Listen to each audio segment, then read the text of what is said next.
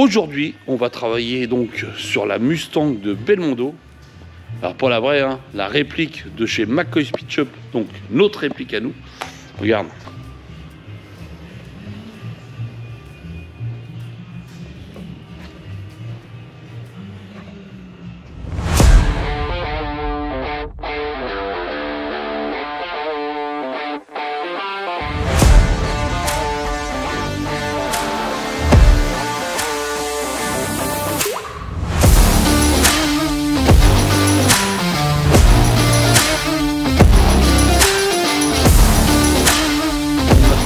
C'est un projet qu'on a depuis plusieurs mois. Elle est arrivée au début avec un problème sur les longerons. Donc on y a fait un marbre, on a remplacé quelques longerons. On a remplacé un longeron, on a redressé la caisse et ensuite on l'a modifié. Donc comme dans le film, Le Marginal de Belmondo, je t'invite à aller le voir parce qu'en fait il est très sympa ce film-là. Et dedans effectivement il y a une voiture, donc la Mustang. Préparé pour suivre les méchants. Voilà. Donc du coup, le client nous a confié ce projet pour faire donc la réplique du film, mais en version améliorée. Parce que vous savez que pour un film, les voitures sont faites vite fait. Peinture cinéma, carton, etc. pour que ça ait de la gueule à l'image. Mais en vrai, bon bah, elle n'était pas non plus conçue pour tenir la route, etc. Donc là, nous on a mis train arrière, pont, donc pont 9 pouces Ford, modifié en système 4 barres, donc on a viré les lames de suspension. Devant, on a remis des suspensions réglables. On a changé le moteur a été changé, donc on a un gros big block injection, du coup. Tu vois, regarde, hop, qui est prêt à rougir. On a déjà fait donc les intérieurs en peinture. On a remonté donc toute la partie mécanique. Sur le travail de carrosserie, on a mis donc des entrées d'air. On a fabriqué directement dans le capot, tu vois, regarde, les grilles, c'est-à-dire qu'on les a découpées comme ça, puis on les a pliées, hein, tout simplement. Le travail sur le capot a été fait donc dans le respect et l'authenticité au maximum du film. On a travaillé donc aussi les aérations, avant-arrière. Ceux-là donc sont fonctionnels. Donc toutes les aérations sont fonctionnelles. On a fait tout pour que ça soit fonctionnel. Donc la partie arrière, donc ECOP, va refroidir les freins. Là, on a des disques à l'avant. On a trouvé aussi les jantes, qui n'étaient pas faciles à trouver. C'était de la Shelby 500. Donc là, on a trouvé. Donc ce sera du 10 à l'arrière et du 8.5 à l'avant de mémoire. Ils sont partis en peinture. Parce que du coup, sur ces jantes-là, on les a eu chromés, mais bon, bah, il fallait qu'ils soient noir mat. Donc on a poncé du chrome. Ça fout les boules, mais on les a poncés donc pour qu'ils soient noir mat. Donc tu vois, regarde. Les extensions d'ailes, forcément, comme dans le film. Alors au début, tu te dis merde, ça fait un peu saillant et tout. Bon, en fait, avec les jantes, les roues, qui arrivent quasiment à ras et pour l'arrière, débordent un peu d'1 centimètre, ça fait bodybuilder. Je veux dire, tu as ça derrière le rétroviseur, tu te dis qu'est-ce que c'est que cette Mustang? Que ça soit nickel, les jours de porte, les jours de capot, tout a été vérifié. Donc là on a une carrosserie vraiment magnifique. Tu vois? Donc là aujourd'hui on va travailler à l'intérieur. J'ai commencé à fabriquer donc des platines. Qu'est-ce qu'on fait aujourd'hui? Et bien aujourd'hui on va faire l'arceau. Tu vois, regarde. Donc là j'ai fabriqué, tu vois là-bas, là et là. Bon, si tu vois bien, c'est pour mettre la lumière. Donc là j'ai fabriqué des platines pour faire la base de l'arceau. Donc là c'est un arceau qui est fait sur mesure. Il existe effectivement des arceaux pour les Mustangs. Là le client veut garder donc les places arrière. Donc on va dire c'est plutôt un arceau pour la fantaisie, malgré que ça fera quand même une protection au niveau de la tête à l'arrière, puisque de toute façon l'arceau lui passera, toi, comme ça, derrière les sièges. Et ensuite il ira via les haut-parleurs pour aller dans le coffre. Donc il y aura quand même des passages à l'arrière, donc on ne peut pas faire un arceau full, entre guillemets. Donc là on fait un arceau sur mesure pour cette Mustang. Et pour ça, moi j'utilise la technique donc de l'épure. L'épure c'est quoi? Je prends des mesures dans l'habitacle, donc je vais retranscrire au sol disons que la surface de l'habitacle, tu vois, regarde, je l'ai fait avec la craie. En fait, je fais qu'une craie. On appelle ça donc une épure, regarde. Tu vois, regarde, je sais pas si tu vois bien là. Donc là, la ligne extérieure, ça c'est la ligne donc de la carrosserie. Bon, si tu comprends bien ce que je suis en train de te dire. Donc en fait, j'ai recréé l'habitacle au sol, tu vois. Et la deuxième ligne qui est là, ça c'est le tube. Donc c'est l'axe du tube. Parce qu'en fait, quand tu veux cintrer, il faut, pour mesurer, il faut que tu mesures la fibre neutre. Et donc la fibre neutre, on va dire, pour simplifier, c'est le sommet du tube. On va dire cette partie-là, tu vois. Je vous en ai déjà parlé via la mercurie, tu vois. Mais là, pour un arceau, bah, en fait, pour tout tube, c'est la même chose. Alors, soit tu as du tube soudé, où là, on a donc une ligne de fusion sur le tube, et là, on appelle ça aussi la fibre neutre. Et c'est la partie qu'il ne faut pas cintrer, parce que sinon, ça se déchire sur ce tube-là. Après, tu as du tube plein, comme celui-là. Lui, c'est un tube sans soudure. Donc, on peut dire que c'est un tube à cintrer. Là, j'ai tracé donc l'épure, tu vois, regarde. On a bien l'axe du tube, donc la fibre neutre. Alors pourquoi on utilise la fibre neutre? Parce qu'en fait, quand tu vas cintrer, ici, tu vois, le tube, et ben la fibre neutre, lui, il se déforme pas. C'est-à-dire, il s'allonge pas, il se rétreint pas. Enfin, quasiment pas. Si tu prenais la mesure sur l'extérieur du tube, ou l'intérieur du tube, quand tu vas le plier, l'extérieur va augmenter et l'intérieur va réduire. Donc pour faire un calcul, c'est pas facile. Donc le fait de prendre sur la fibre neutre, qui lui se déforme pas, tu mesures les portions, donc là une portion droite là, une portion autre droite là, le rond ici, jusque l'autre rond et jusque là. Ce qui fait que si tu additionnes tous les axes, tu as ta longueur de tube à couper. Ensuite, tu fais les marquages sur le tube là où ça doit être plié, et à partir de là, tu plies le tube sur les mesures que tu as mis en fait. À partir de là, je vais te montrer ça directement. On va donc mesurer les portions pour avoir la longueur du tube. Celle-là, le demi-rond là, ici, le demi-rond, le petit rond, jusque là. Et donc ce sera la première partie, donc la partie principale de l'arceau, qui ira donc dans la voiture. Donc aujourd'hui, je vous montre tout ça. On crée l'arceau, on monte l'arceau, on le pointe, on le soude, on crée les arrières, tout ça dans la vidéo.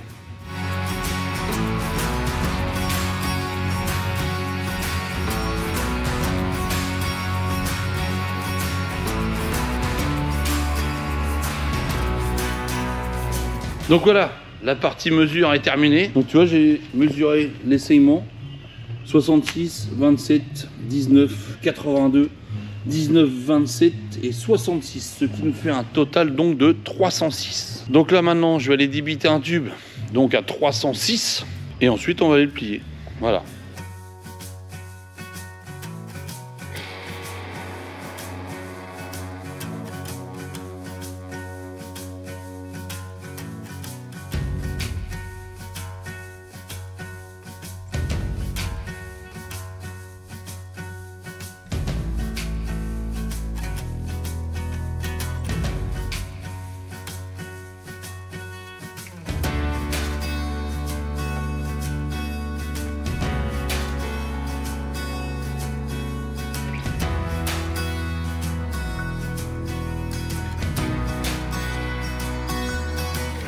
Bon les amis, c'est pas sans mal, mais on y arrive, regarde. Hop. Là on est dans l'axe. Voilà, la première partie du tube. Centré, maintenant on va centrer celui-là et après celui-là. On sera bon. Allez, c'est reparti.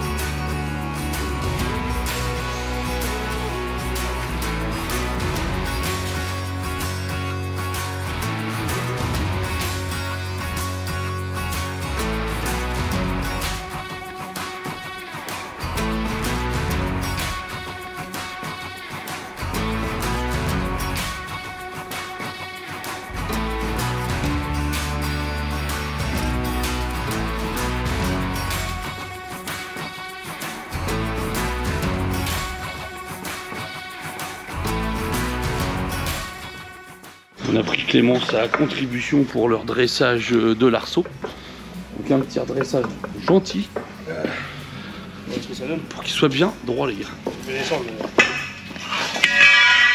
Là on est pas mal c'est là. On va le retourner. Là. Là si vous me mettez dessus, je mets un petit barnum, c'est bon. Bon les gars c'est bon, on vient de terminer la partie principale de l'arceau. Maintenant on va le mettre dedans pour voir si mes calculs étaient bons. Et normalement mes calculs sont bons, mais oui ils sont bons. 127,5. Ouais comme on a dit. 4. 127,5 comme on a dit, au millimètre près les gars. Bon. Ah vas-y on le fout dedans, on va voir si ça va. Faut qu'on le pose sur les platines. Bien. Attention de pas rien des bagnoles. Petit chouille mais. C'est pour beau ça. Voilà. C'est beau ça. Faut qu'on le penche un peu légèrement comme ça. Voilà. Il est prévu comme ça, tu vois. Voilà. Attendez. Pas mal hein. Qu'est-ce que t'en penses? Égale top pas? C'est magnifique. S'il y a. Enfin, elle a juste un peu la bagnole. Non, pourquoi? Regarde. Normalement il est bon. Il fait il y a plus de jours que toi. Mais non mais il est plus haut là-bas. Je vois rien. Ah, il est plus haut. Bah oui. Alors là. Vers quoi? Ah oui, en latéral. Ah bah oui, faut le. Bah on l'a pas mis en là. Ouais, ce qui est marrant, c'est qu'il est à fond. Faut le pointer et tout maintenant, faut le sceller et tout. Ah, je peux pas moi. Je peux pas. Regarde, je passe la peine maison avec Non, normalement j'ai prévu 2 cm de chaque côté. moi, c'est à peu près ce que je 2 cm 5 exactement les gars. Peut-être un peu plus de 2 cm 5. Bah ici là. Faut que tu reviennes. Comme ça? Ouais. Enfin, que tu fasses des cales derrière, là. Tu sais qu'il y a une se fixer là qui vient de la reprendre là. Voilà, impeccable. Un arceau de sécurité. Il ne manquait plus qu'à me commander un pour ma 2002. Parce que pour la petite histoire, j'ai une voiture aussi chez moi. Et du coup, enfin bref. J'en ai commencé un là. C'est long. Ça va être super long. Donc je vous explique tout parce qu'en fait, j'ai... Bon, on va peut-être pouvoir penser à prendre le café les gars. Pour une fois que c'est moi qui le dis. prendre le café. On va prendre un café les gars. C'est l'heure du time coffee les gars. Allez c'est parti, à tout à l'heure. Bon mon petit Didi, on en est où? Là les gars on est en train de finaliser la restauration de notre cabine de peinture. Regarde. Là c'est câblé. On a tout câblé. Ça c'est prêt. Les portes est nettoyées. Impeccable. Là on est en train de refaire la partie éclairage. Et là on est en train de renforcer un peu les murs. Un petit coup de peinture là-dessus parce que les mecs ils avaient peint comme des cons sur le mur. Et c'est Dylan qui se charge de ça. Une petite peinture blanche qui va bien. On remet les lumières là-haut. Tu vois. Et là après on va pouvoir envoyer les premières peintures au McCoy Shop. Avant on avait une cabine mais sur l'autre garage qu'on n'a plus. Donc il fallait emmener les bagnoles à l'autre garage, j'avais 10 bornes, c'était la galère totale. Maintenant on a la cabine sur place qui sert en même temps de caisse et bar pour l'open garage du 31 mai au 2 juin les gars de cette année. Et là pour le moment on va aller, qu'est-ce qu'on va faire? On va aller manger les gars, parce que c'est l'heure, j'ai faim.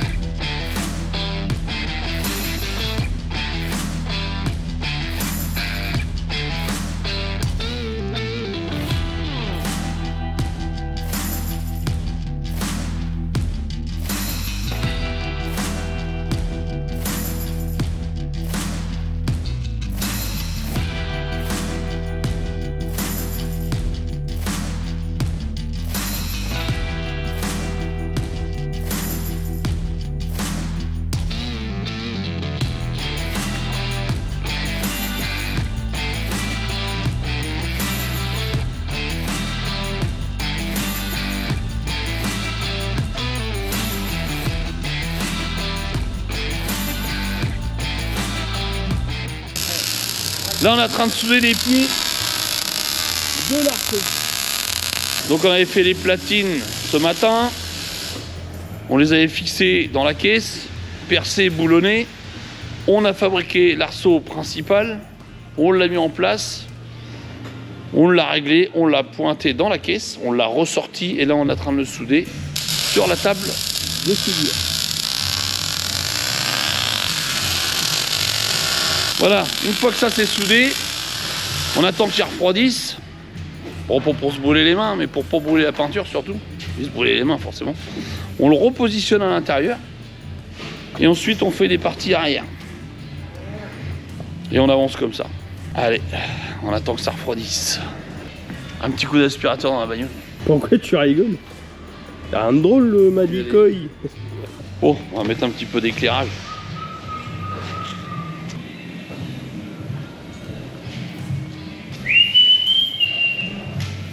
Ça mon Will. Bon, ça se passe bien. La veine quand même, Hein? Ça fait quand même de la veine ou pas? Ça va là? Ouais.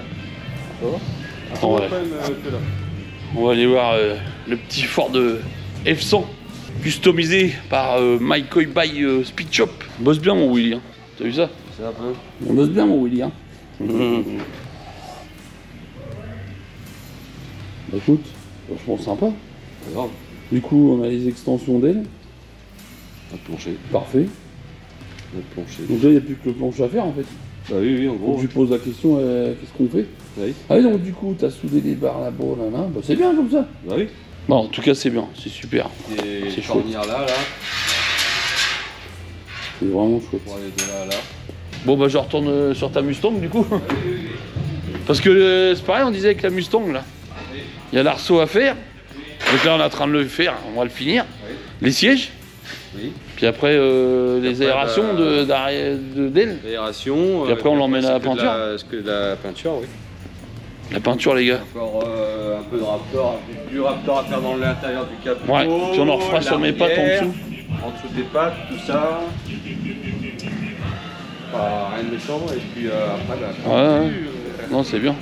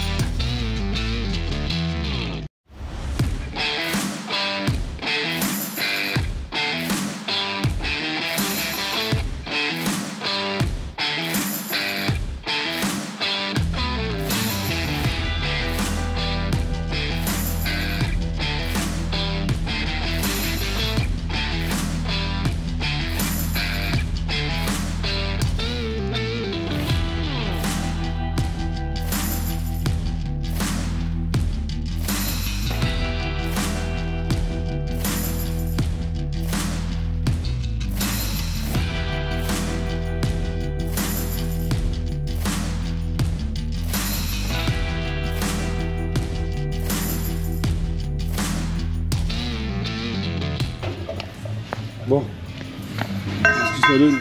Bah écoute, là on est dans l'axe les gars. Là on est dans l'axe.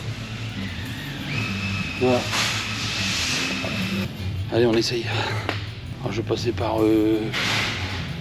J'ai un peu dit pour passer par là, bonjour.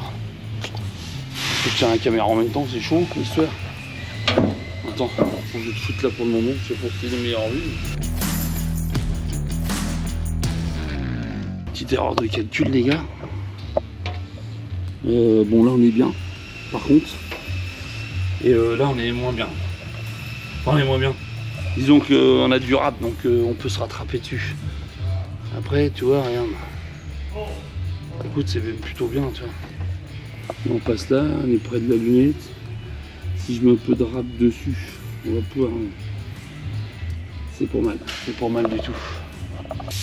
Moi ce qu'il faut c'est que je mette une pince avec un petit plat pour le tenir. Bon, tout de suite. L'idée c'est de tenir le tube avec ça, pour le moment. On va remettre le tube dessus.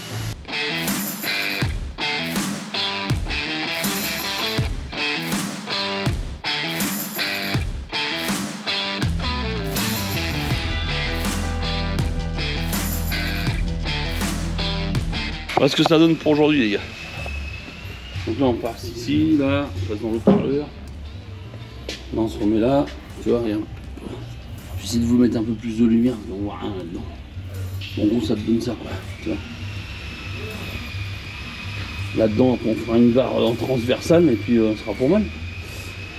Allez, on va rentrer parce qu'il est déjà tard.